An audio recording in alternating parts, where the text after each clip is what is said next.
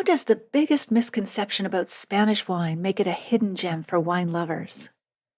How did Spain's civil war and period of dictatorship delay the growth of its wine culture? And what makes the vineyards of Priorat challenging to walk and unforgettable to visit? In today's episode, you'll hear the stories and tips that answer those questions in our chat with Sarah Jane Evans, author of the terrific new book, The Wines of Central and Southern Spain, From Catalunya to Cadiz. By the end of our conversation, you'll also discover how the memory of her parents bottling wine at home influenced Sarah Jane's perception of wine, what the Oxford versus Cambridge University Varsity blind wine tasting match is, Sarah Jane's experience as a judge at wine competitions in Japan and why the country's peaches were the perfect thing to eat after tasting so many wines, why Sarah Jane chose to write her Master of Wine dissertation on the alchemists of sherry and what are the alchemists of sherry, the significance of Sarah Jane's choice to use first names when writing about winemakers, the hallmark characteristics of Spanish orange wines, why Sarah Jane considers Spain to be the most exciting country in Europe for wine, how winemakers are reviving old vineyards in Spain, and what makes Monastrell wines unique.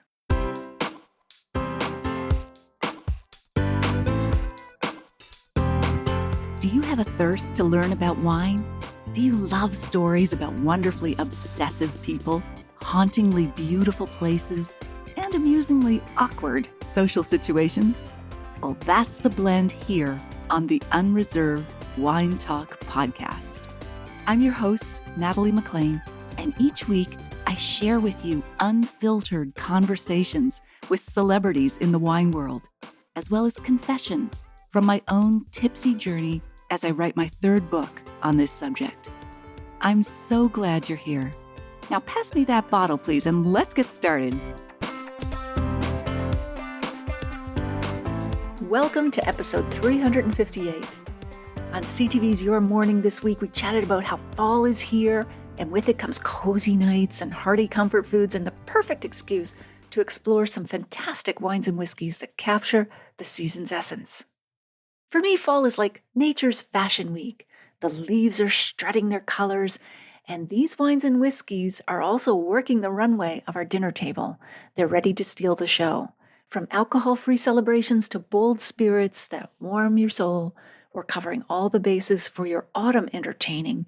And happy Thanksgiving to Canadian listeners. I hope you find some of these recommendations worthy of your table this upcoming weekend. Let's start with something that's perfect for those who want a celebration without the hangover. The Noseko alcohol-free sparkling wines prove that you don't need alcohol to have bubbles with personality. They're made in France just like traditional wine, and after fermentation, the alcohol is gently removed so that you still get the flavor. The sparkling white is a blend of 90% Muscat and 10% Chardonnay grapes, offering notes of fresh flowers, while the rosé is bursting with strawberry aromas and made from the Aran grape. What's brilliant is that they've cut calories by 75%. It's like having your cake and eating it too, except you're having your wine and drinking it too, so I think you could also have cake. Anyway, I'd pair this with honey-glazed acorn squash soup with toasted pumpkin seeds floating on a cloud of creme fraiche, or perhaps some warm baked brie wrapped in golden puff pastries with cranberry compote. Now let's move on to something with a lot of history and great taste, an Italian gem. It's the Riuniti Lambrusco Reggiano 1950 DOC Amabile, an Italian sparkling red that's all about fun from the moment that you pour it with its intense ruby color to that gorgeous purplish foam. It's a surprise party for your taste buds, essentially. It floods your senses with these ripe raspberry and strawberry aromas and then delivers a beautifully balanced, medium-sweet palate that's absolutely perfect with food. This is your ultimate gastronomic wine. No need to save it for a special occasion, as it will make any evening special. Tuesday night pasta deserves just as much love as your anniversary dinner. It's made in Emilia-Romagna, the same region famous for Parmesan cheese, prosciutto di Parma, and lasagna. This wine was designed to pair with a wide range of dishes, even spicy foods. And although Riuniti has been the best-selling Lambrusco worldwide for years, it's still made by the same group of small wineries that have been passed down from one generation to the next. This wine has a rich history, but remains modern and stylish. I pair this with slow-braised short ribs in a rich tomato ragu served over fresh tagliatelle that's been tossed until each strand glistens, or maybe some spicy chicken tikka marsala with warm naan bread that's been brushed with garlic butter and herbs. Moving on to South America now, what makes this Argentine wine special for fall? Well, it's Argentina's #1 best-selling Malbec brand worldwide in a country that's famous for Malbec. And I think once you taste it, you'll understand why. The grapes for Trivento Malbec Reserve are grown in the most prestigious regions of the country, and Malbec, the grape, really thrives in their high-altitude vineyards in the foothills of the Andes, where the temperature difference between day and night creates incredible complexity. Mother Nature has created the perfect spa retreat for grapes. Hot days, cool nights, mountain views. Yes, please. This wine shows an intense red color with aromas of ripe cherry and red currant, with a whisper of vanilla smoke on the finish. I'd pair it with grilled portobello mushrooms stuffed with herb quinoa and topped with melted aged cheddar that bubbles and browns perfectly, or perhaps some dark chocolate chili that's been simmering for hours with tender chunks of beef and a hint of cinnamon. Now let's head over to Chile for another delicious red. The Casillero del Diablo Cabernet Sauvignon bursts with juicy blackberry and cherry flavors, layered with some spice. It's bold enough for a steak, but easy drinking on its own with a velvet mouthfeel. It's kind of the wine equivalent of that perfect little black dress, works with everything, makes you look sophisticated without trying too hard. At least that's what I hope for in little black dresses. Anyway, Casillero del Diablo has one of the most legendary stories in the business. More than 100 years ago, Don Melchor de Conciliatoro noticed his best wines were mysteriously disappearing. So he spread a rumor that the devil himself lived in his cellar to scare away thieves. It worked so well that the cellar became known as Casillero del Diablo, the cellar of the devil, which is a great tie-in for your Halloween celebrations coming up soon. I'd pair this with coffee-crusted ribeye steak and roasted root vegetables that have been caramelized to perfection in the oven, or maybe some aged cheddar and charcuterie with crusty sourdough bread that's been warmed and drizzled with local honey. And finally, something uniquely Canadian that's perfect for this season, the new 40 Creek Cinnamon Bun Cream, pure Ontario magic in a bottle, from the award-winning 40 Creek Distillery in Niagara, where Master Blender Bill Ashburn was named Master Blender of the Year. This cream liqueur captures all the cozy comfort of a freshly baked cinnamon bun. Very comforting. Crafted with fresh dairy cream and Ontario whiskey, it offers seductive notes of vanilla and cinnamon. It's basically autumn in liquid form. And here's a fun fact. October 4th is National Cinnamon Bun Day. Not that we need official permission to eat cinnamon buns, but I wholeheartedly support this level of cinnamon bun recognition in our society. The 40 Creek Cinnamon Bun Cream Liqueur is also incredible in an espresso martini, traditionally topped with 3 coffee beans representing wealth, health, and happiness. I pair this with warm apple crisp topped with vanilla bean ice cream that's slowly melting into creamy pools, or perhaps some spiced pumpkin cheesecake with a graham cracker crust that crumbles perfectly with each forkful. Of course, there's also the classic cinnamon buns for a plate-to-glass connection. Sometimes the stars align so that your drink perfectly matches your dessert, restoring your faith in the cosmic order of the universe. You'll also find these drinks on Instagram, where I'm at Natalie McLean Wine, so follow me there, I'll follow you back. And I've posted links to these wines and whiskeys in the show notes at nataliemclean.com/358. I thought I'd add a new short section to the podcast about what's new in the world of wine, including trends, studies, and news, both in Canada and around the world.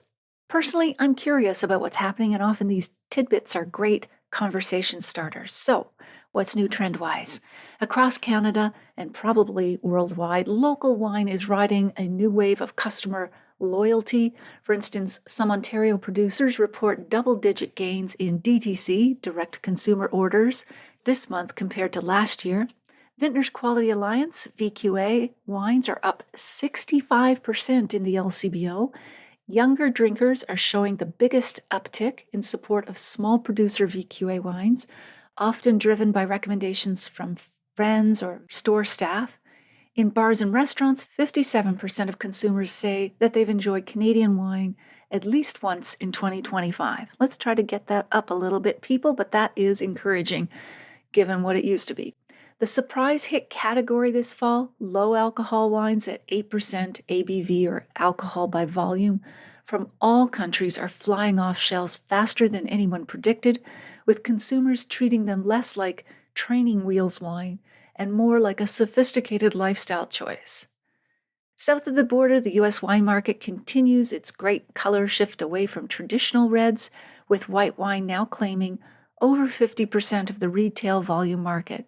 I feel that's happening in Canada and probably other countries too, though I don't have a market study yet to back that up.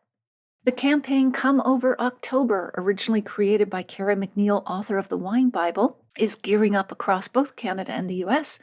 It's designed to encourage people to invite friends, family, and neighbors over for a glass of wine or two. It's about shared moments and home rituals, not just wine tasting. And I'll be chatting more about that on City TV's Breakfast Television on October 23rd. Wine brands are also pushing micro moments, small context-based campaigns, so think wine after soccer practice or Sunday wine downpour, are popping up more often on social channels. One of the underlying themes, fewer mass pushes, more niche personal storytelling tailored to small audiences. Also, wineries are quietly experimenting with augmented reality labels. So scanning a bottle with your phone and seeing a short video from the winemaker, maybe behind the scene, harvest diaries, family histories, or even TikTok style behind the scenes content from those who are making your wine. In marketing, California's Silver Oak Winery collaborated with the fashion designer Jackson Wiederhoff, who dyed all of his runway clothing with their 2020 Alexander Valley Cabernet Sauvignon for New York Fashion Week. That is expensive. Silver Oak is probably between $100 and $200 per bottle, depending on which one you're getting. Sounds messy, but somehow it worked, earning them features in magazines such as Harper's Bazaar, Wine Enthusiast, and, well, on this podcast. So that's it. What do you think? Would you like me to continue this week's news and trends in the wine world? Email me at natalie@nataliemclean.com if you'd like me to continue or to stop. Back to today's episode. We're focusing on the central and southern regions of Spain today, but we won't be chatting about Rioja in north central Spain, as we dedicated episodes 303 and 304 to that region with Andrew Lechmere. Two of you are going to win a copy of Sarah Jane Evans' wonderful new book, The Wines of Central and Southern Spain, From Catalunya to Cadiz. If you'd like to win a copy, please email me and let me know. Hey, I'd like to win, and it doesn't matter where you live. For example, congratulations to the two recent winners of Dr. Alex Maltman's new book, Taste the Limestone, Smell the Slate. A geologist wanders through the world of wine. Joanna Dabrowska from London, England, and Deb Podriel of Kamloops, BC are the lucky winners. And I also have two copies of Dr. Tufi Niedermeyer's book, The Wines of Brazil, to give away. It's gorgeous, it's got color pictures and everything you want to know. It's a great reference book to have as well. So I'll choose 4 winners randomly from those who contact me at natalie@nataliemclean.com. Keep them for yourself or give them as gifts. No one will know what a cheapskate you are. I'm kidding. Okay, on with the show.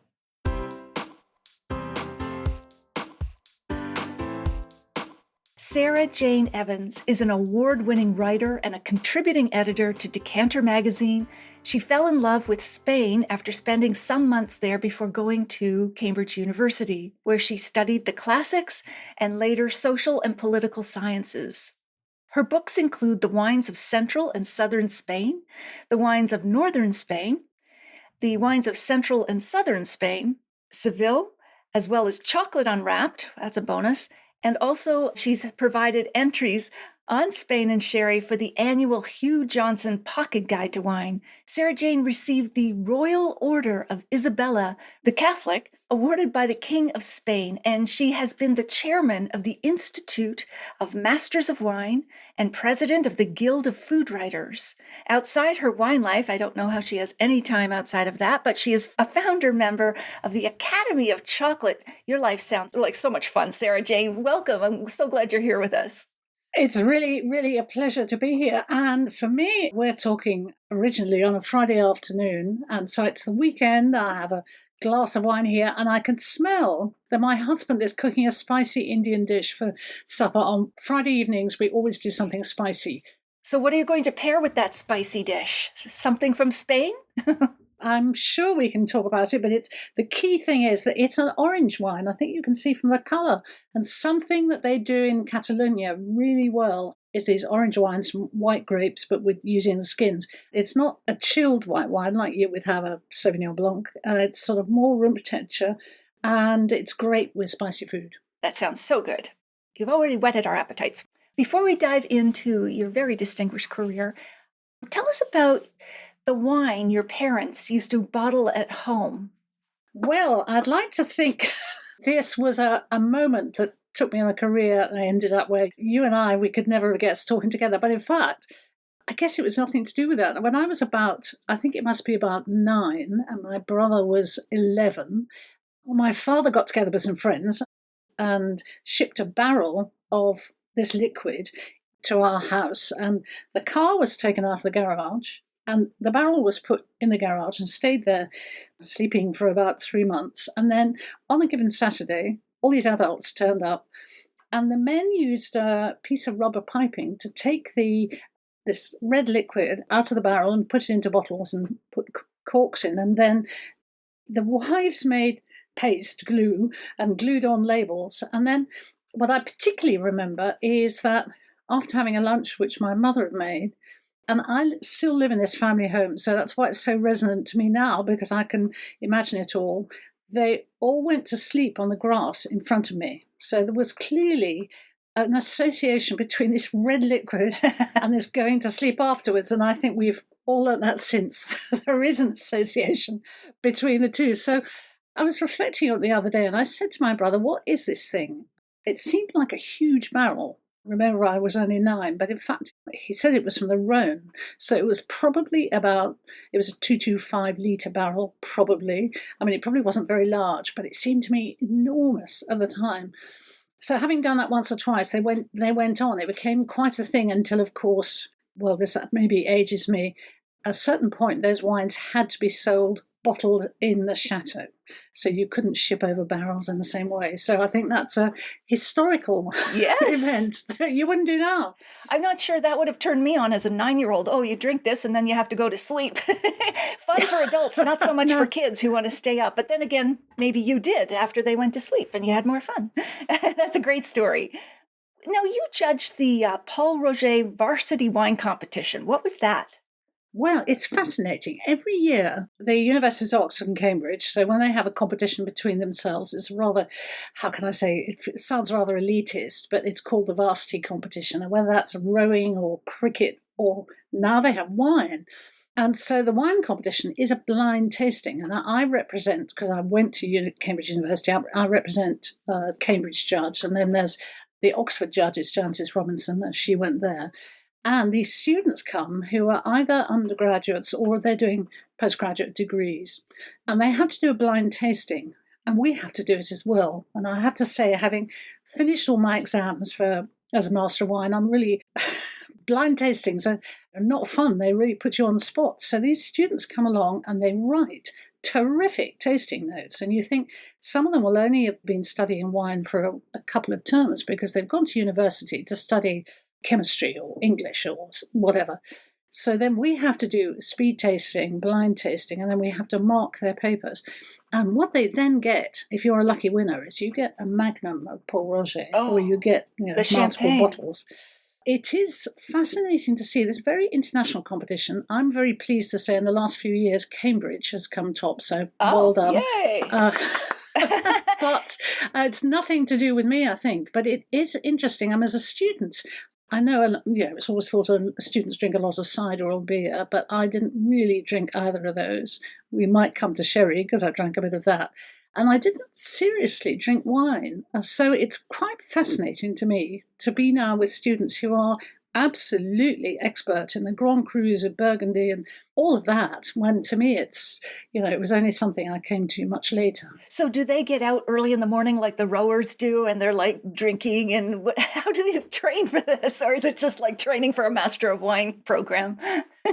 It is a bit. In fact, for the Cambridge team, there is a Master of Wine who's a very interesting guy, William Lowe, and he's an MW, but he runs a gin distillery in Cambridge. So he's also a distiller as well as a Master of Wine. And when he passed the Master of Wine exam and we had the graduation, he bottled up cocktails, gin-based cocktails for the party, and we had never been so drunk in our lives. It was a really, really great event in the centre of the serious city of London. So, but for a lot of them, they've only recently come from school, wherever they were in the world, and they've only had a couple of terms to learn. I've been really, really impressed by Sunday afternoons, sometimes in the evenings.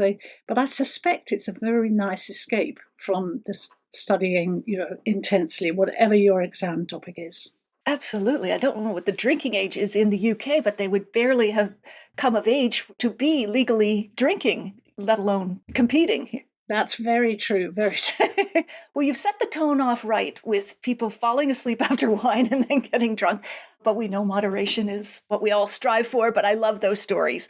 Now, you had an experience of going to Japan and eating their delicacies, but I'll let you tell a story. What do you drink wine-wise after eating in Japan? The reason I go to Japan, I've always wanted to go. And people say, well, you must go in the spring for the cherry blossom. But in fact, what takes me to Japan is I've been invited as an international guest to go and judge at the Japan Wine Competition, which is to judge wines made from grapes grown in Japan. A good half of them are Merlot, Cabernet, Chardonnay, Sauvignon Blanc, all the things we'd recognise. And then there's Koshu, which is now really up and coming as a variety that I think we're all coming to understand is something really quite special as a white wine. And then there's a mixture of something that North America has quite a lot of, which is hybrids made to cope with the climate. And some of them are lovely. Some of them are very aren't. hybrid. Yes.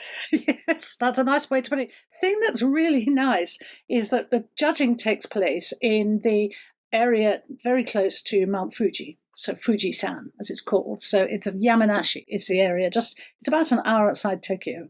And when you have finished judging, this year I was doing Koshu and rosé wines, you finish. And what do they bring out?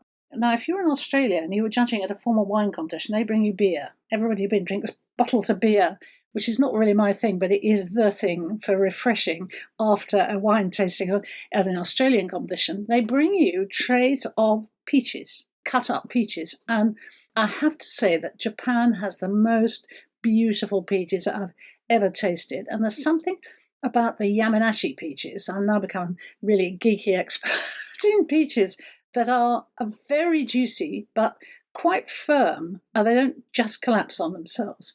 So the sense of sucking on and then eating this peach with the juice running down your chin after a day of tasting is the most wonderful thing. Definitely. The peach season is quite long in Japan, so if you're visiting in Japan and you miss the cherry blossom, don't worry, because you've got the whole summer to eat the peaches. Oh, those peaches they sound are the thing to eat. Absolutely lovely, and I guess gentle on the taste buds after torturing them with a wine judging. Was sake part of that competition?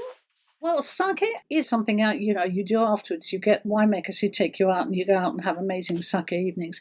I have to confess, and it's only between the two of us, that actually sake is not really my thing, but I'm not a whiskey drinker either. And it may be that I have spent so long studying wine, being involved in wine, enjoying wine, visiting vineyards and so on, that sake, I don't have space for it in my life, but I think, I can see now that, the Wine and Spirit Education Trust is doing qualifications in sake. There are lots of people who are doing it. There are sake sommeliers about.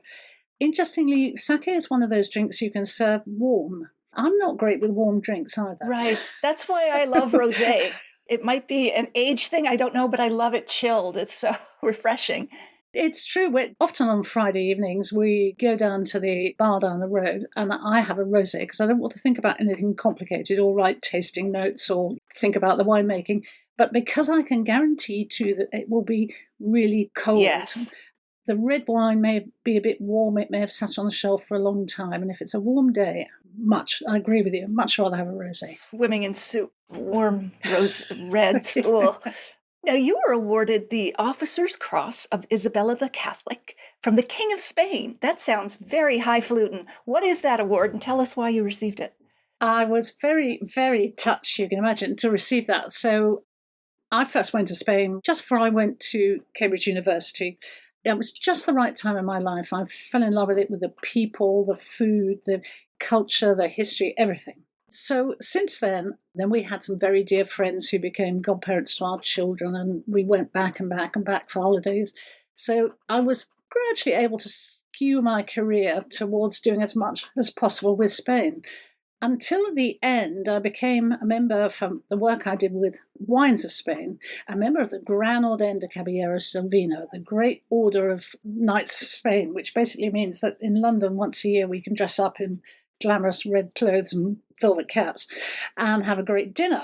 And so I think for all the things I've done, the activities in Spain and so much work in the UK and actually all around the world, including the US and Canada, I was given, they wrote to me and said, we were going to get this decoration. Now, I've dressed up with it, especially here today. So I have a tiny yellow and white button here, which is super discreet. And that's my order. But in fact, if we were doing this in the evening, we were dressed up in black tie, I would have the most enormous yellow ribbon with a medal. I mean, it's really, really terrific yellow and white striped medal. So it's something that has been awarded, named after the most famous Queen of Spain, and it was created as an award for foreigners, effectively, non-Spaniards who did great things for Spain. So it's a civil decoration, and it's something I wear with a lot of pride because you can't apply for it. What you get instead is a terrific certificate, lovely medal, and then we had a marvellous dinner in the Spanish Embassy in London. And it's just a little thing I must say about the Spanish Embassy in London. We had a dinner for 40 people around an enormous table. And this table apparently was designed for the Titanic, but was too big to get through whatever the doorway was and was never delivered to the Titanic. So if you are ever able to get an invitation to the Spanish Embassy in London in Belgrave Square, you'll see this fabulous table. Love to see that. I guess it makes it a lucky table or an unlucky, I don't know, but well, I'm not memorable. Sure. Wow. Memorable at least. Yes. Yeah. Well, that sounds well deserved, Sarah Jane. I mean, just all the work you've done. I should mention this, just because it's the day, I wouldn't normally wear this all the time, but I wear it quite a bit. It's my Master of Wine badge. So we have a little badge, and I'm wearing it today because the exam results came out today. And so there are some lucky people who will know that they're one step closer to their qualification. But the reason I mention it is if you happen to pass somebody in the street or in a wine event who is a Master of Wine and is wearing this, do stop them, because on the back, this has a number engraved, which is your number. And so I was the 291st MW. I think we've now got ourselves up to 400 and something. That's still not a lot. It's not a lot. But stop me and try one. So, do ask people to turn it over if you see them wearing it. It's like a limited number poster or painting or something. Yes. There aren't very many MWs in the world. It's very prestigious, as is your award from Spain. So you've already hinted at this, why you were drawn to Spanish wine. So your Master of Wine dissertation on sherry, the alchemists of sherry. I'm translating because if I try to do this in Spanish, I will butcher it. Tell us what the alchemists of sherry were, if you can, at a high level, and how'd that shape your future work?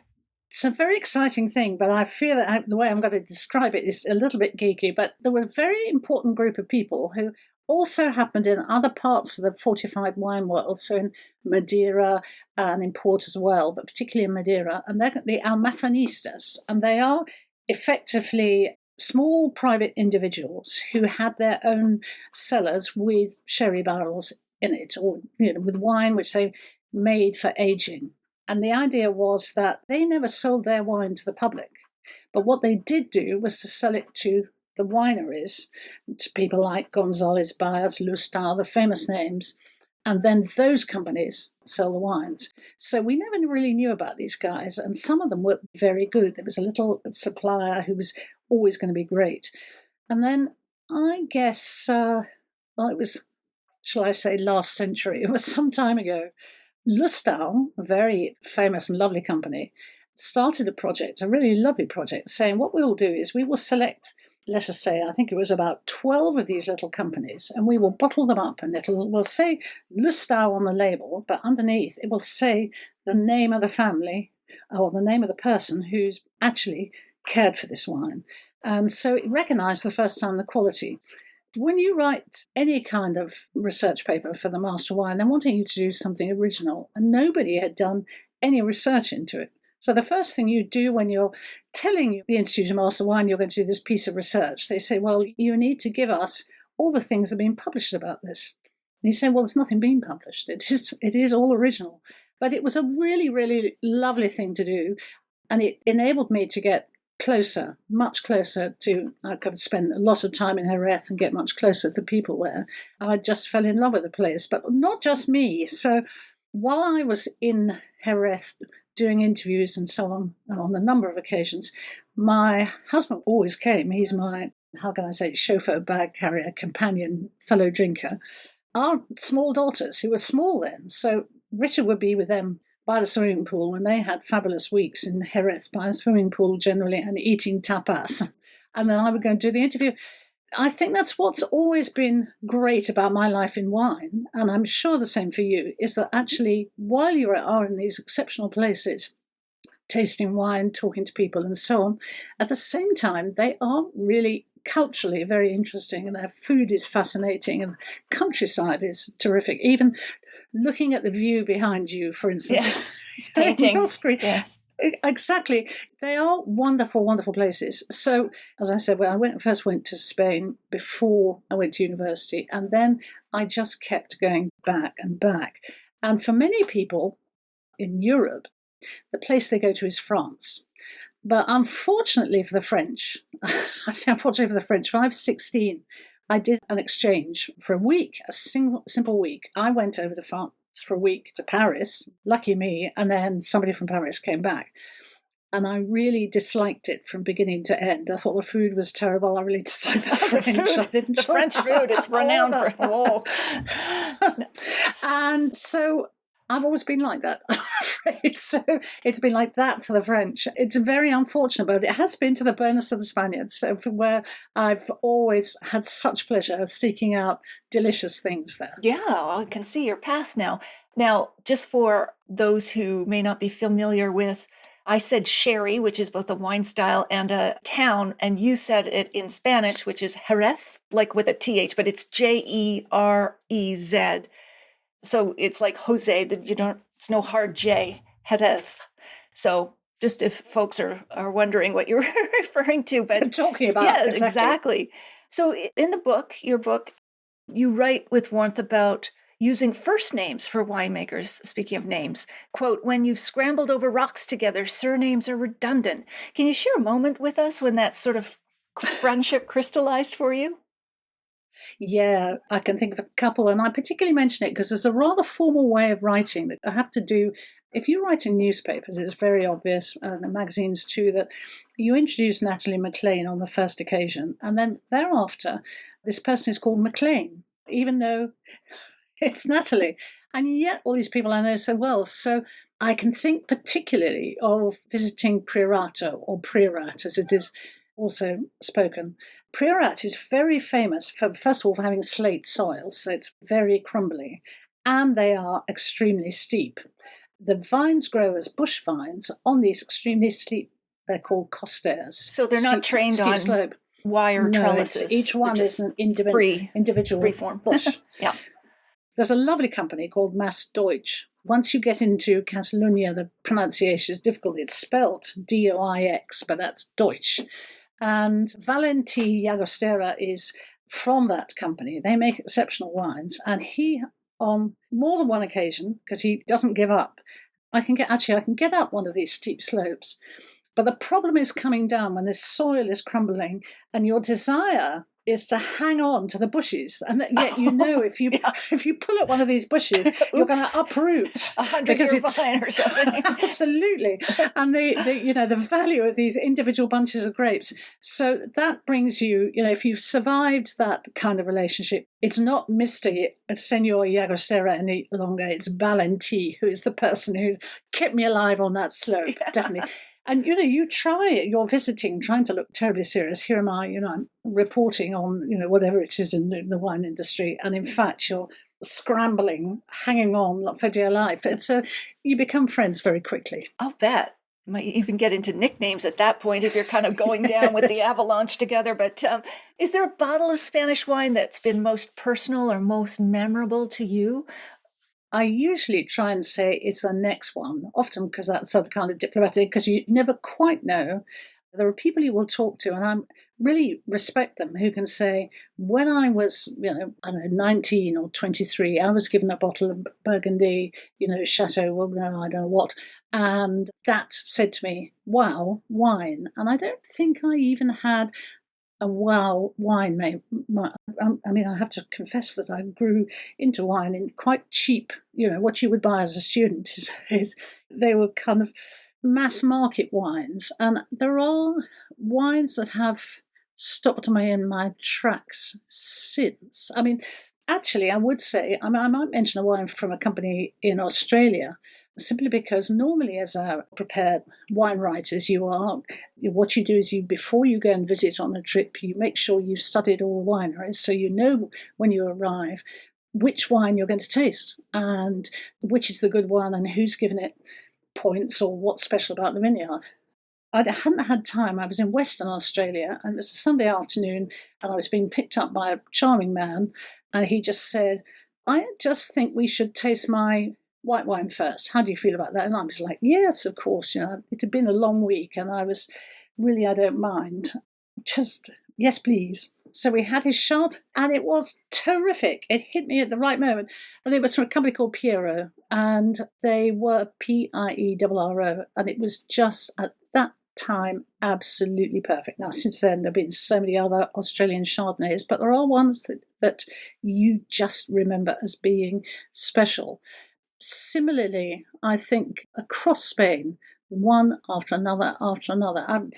Even this one I have here, which is from this company called Paris Balta, and it's this orange wine. And I know I have two daughters, and one of them who are both past drinking age, and one of them would cheerfully drink this, and the other one would say to me, why are you drinking anything like this?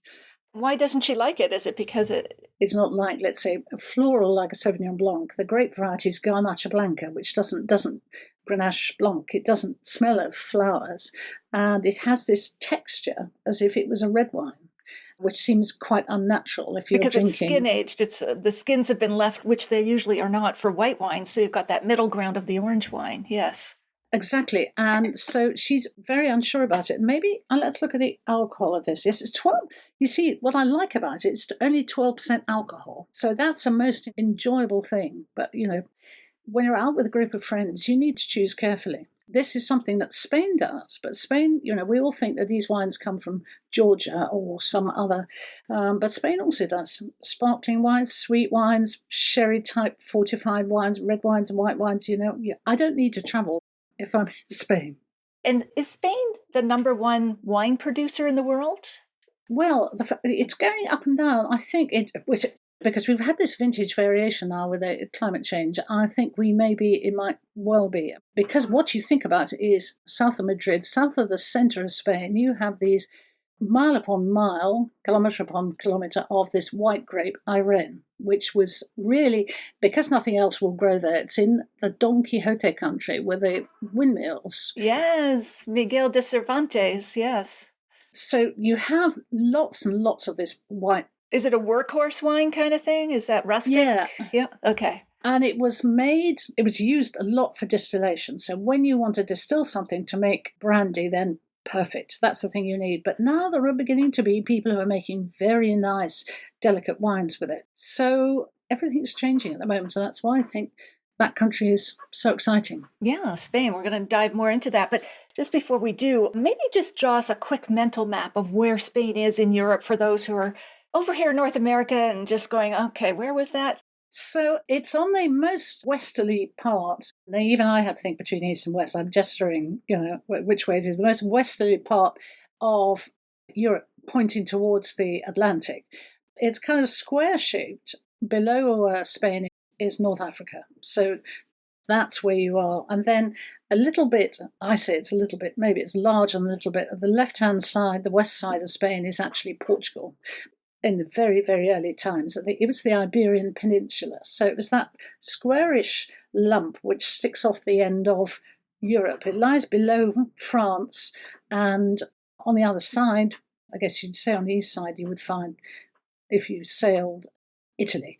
And what's interesting too about Spain is it has various other territories. So it has the Balearic Islands, Party Islands, Ibiza, you name Mallorca, and then right down, almost by Africa, really a long way down, you have the Canary Islands, which are very important for tourism holidays, but they're also part of Spain. Yes, and we're going to get into those as well. What do you think the biggest misconception is about Spanish wine?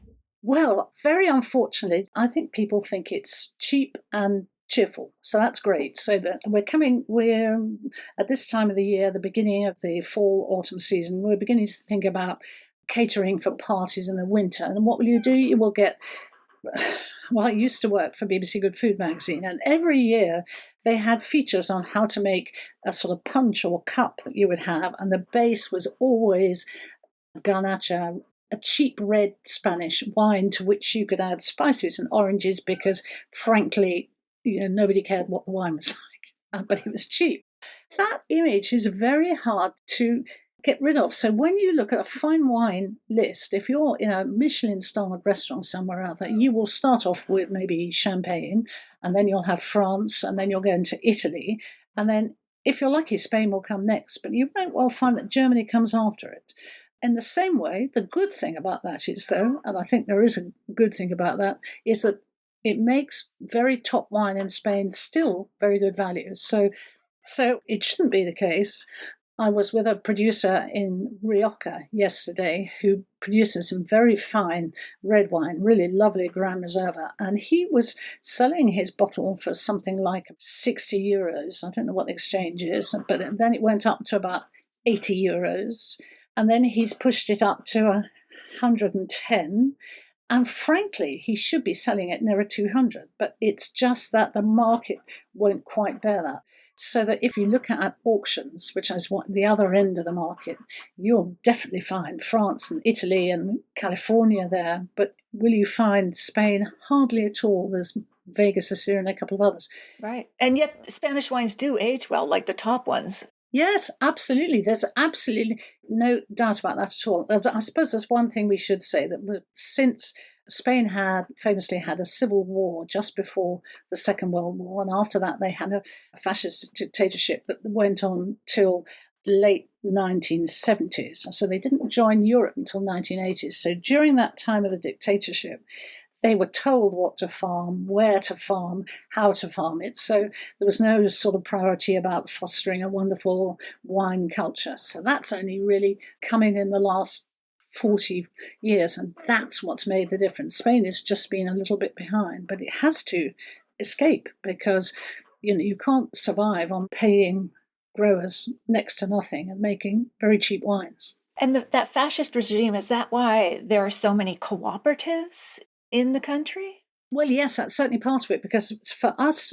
in the UK, we're I think as people, we're not good at cooperating, but we do have one big farm and retail cooperative, but generally it's not a thing. Whereas, yes, a number of cooperatives were set up, and also before Franco's time as well. And they were very important in making sure that communities were fed and that everybody could provide their grapes or whatever they were to be made collectively.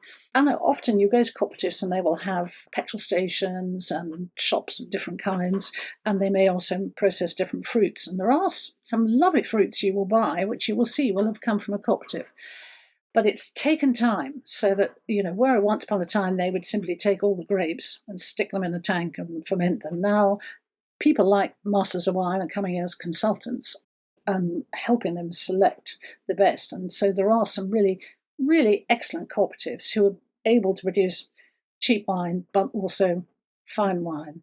Right, because cooperatives notoriously have a reputation, regardless of country, of being cheap and cheerful again. So double strike there. Okay, so it's good news that some of these cooperatives are coming up in the world and younger generations and consulting winemakers, all improving the quality. You write that Spain is the most exciting country in Europe for wine. Can you give us a specific example that illustrates that? Yes, well, I think you've mentioned it partly, which is a younger generation. So it doesn't mean that I'm negating all that went before, but what happened is, finally, after the end of the dictatorship and the arrival in Europe, winemakers could freely go and travel the world. So if you go and sit in a car talking to a viticulturist or winemaker, now they'll say, oh, I was in Chile and then I worked in Australia or Argentina, and then I worked in Italy, and there's a huge amount of interchange. So what they've done is they've learnt about all sorts of things they could do, and then they've come back to apply it to their own patch of dirt. But there's two bits that attaches to that. One is the interchange between generations, and I'm fascinated to meet families. There's a family in Jumilla. There's a family in Jumilla who have become exceptionally well known in a place that's not. It's not necessarily a name to sing with. It doesn't necessarily have the highest prices, but they grow their grapes dynamically. And I have a picture in my book of the father who very cheerfully is with his sons, and the sons have introduced a whole new range and style of wine, which is very different from what the father made. And they're getting on very well about it, which impresses me. I mean, there are a number of really impressive families in Spain. And what's the name of that winery you were just referring to? Well, I would call it Ceron. So it's Cerron, Ceron. They have a lovely, lovely expression of wines. With one thing I would say is, what is there a cliched image of Spain? It's this hefty reds, alcohol, heftiness, a bit rustic maybe, over oaked. So what they have, and I particularly like, is they've learnt how to tame the Monastrell, because that's the red grape variety they have there, the Monastrell grape varieties, so it becomes so much more elegant. And they also have, we mentioned it earlier, a white grape variety called Irene, which was used by so many for distilling into, a base for brandy, and they're making a lovely white wine out of it. There are people popping up all over the place, new generations. The other thing is, some people are finding or reviving old vineyards. There's a lot of abandoned vineyards, and they're reviving those. And that, again, old vines is a big story. And how are they reviving them? If you go and visit somebody with an old vineyard, that's a very good question. It's a long, bumpy journey in unmade roads. And then what you're going to find is nothing trained on wires. It's all going to be these little bush vines, and they will have been abandoned. And so they'll have been growing all over the place. So gradually they're pruning them down, getting them back into shape.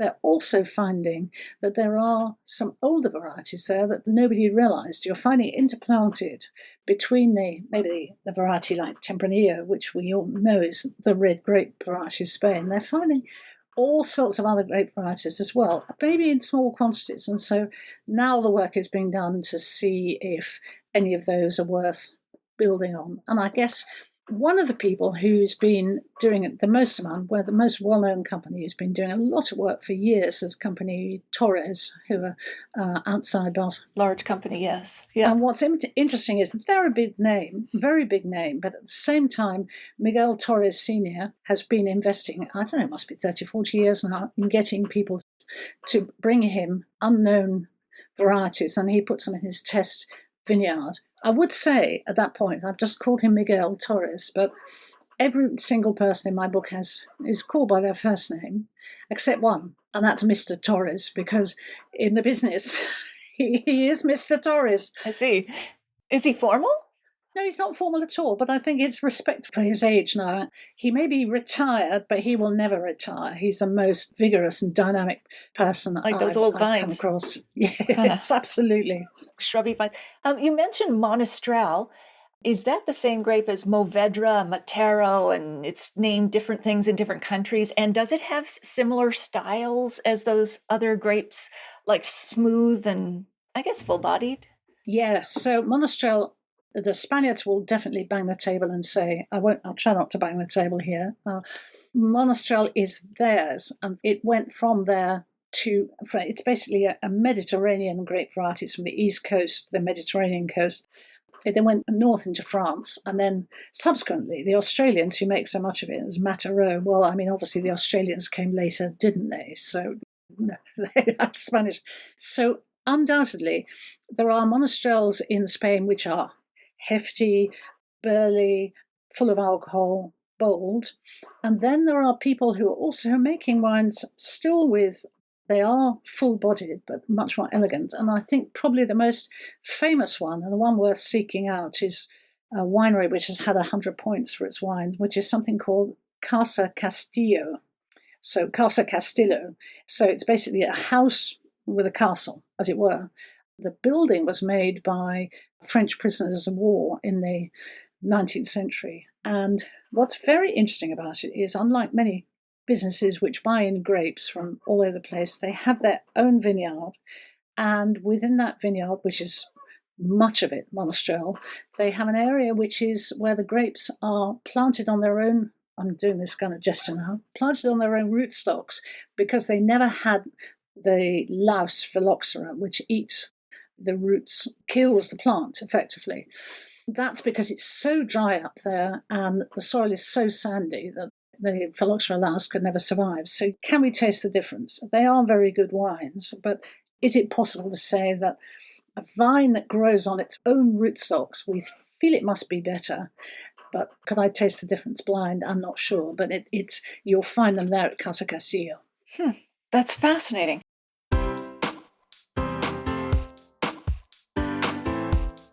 Well, there you have it. I hope you enjoyed our chat with Sarah Jane. Here are my takeaways. Number 1, how does the biggest misconception about Spanish wine make it a hidden gem for wine lovers?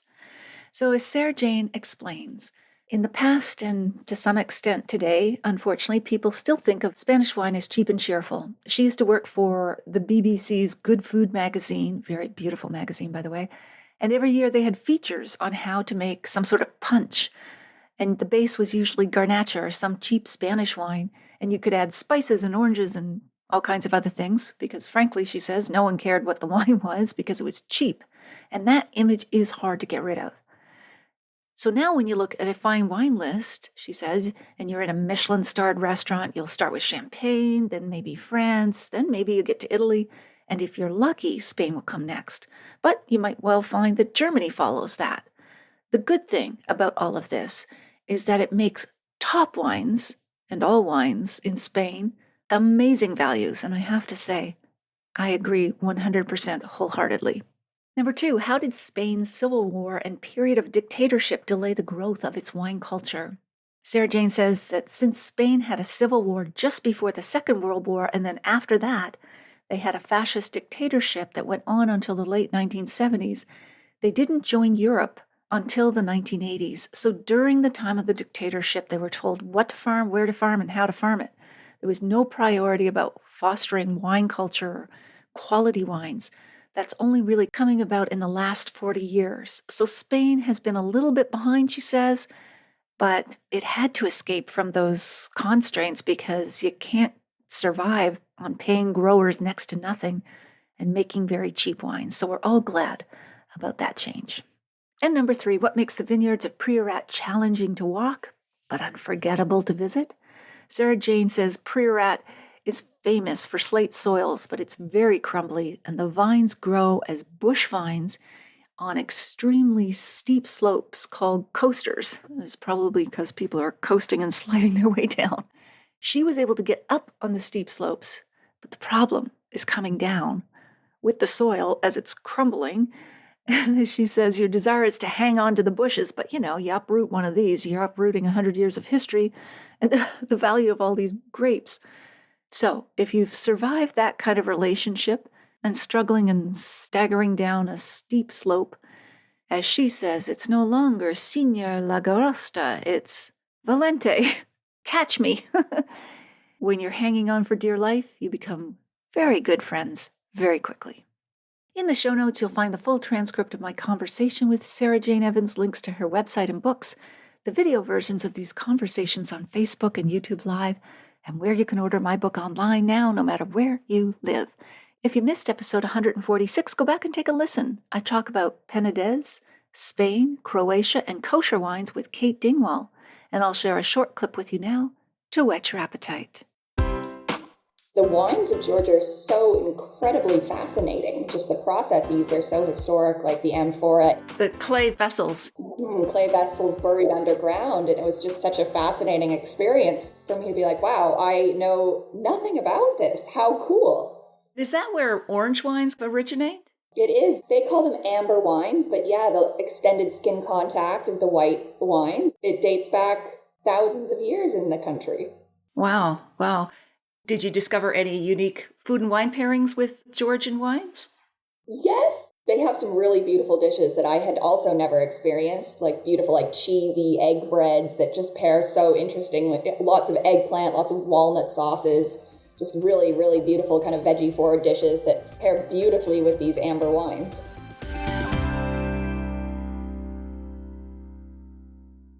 You won't want to miss next week when we continue our chat with Sarah Jane. If you liked this episode or learned even one thing from it, please email or tell a friend about the podcast this week, especially someone you know who'd be interested in learning more about Spanish wines. It's easy to find the Unreserved Wine Talk podcast. Just tell them to search for that title or my name, Natalie McLean Wine, on Apple Podcasts, Spotify, their favorite podcast app, or they can listen to the show on my website at nataliemclean.com/podcast. Email me if you have a sip tip question or if you'd like to win one of 4 copies of the books I have to give away. I'd also love to hear your thoughts on this episode. Email me at natalie@nataliemclean.com. In the show notes, you'll also find a link to take a free online food and wine pairing class with me called The 5 Wine and Food Pairing Mistakes That Can Ruin Your Dinner and How to Fix Them Forever at nataliemclean.com/class. And that is all in the show notes at nataliemclean.com/358. Thank you for taking the time to join me here. I hope something great is in your glass this week, perhaps a Spanish wine from the central or southern regions of the country.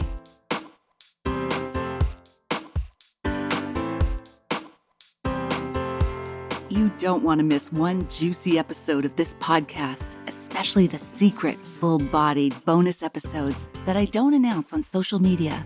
So, subscribe for free now at nataliemclean.com/subscribe. Meet me here next week. Cheers.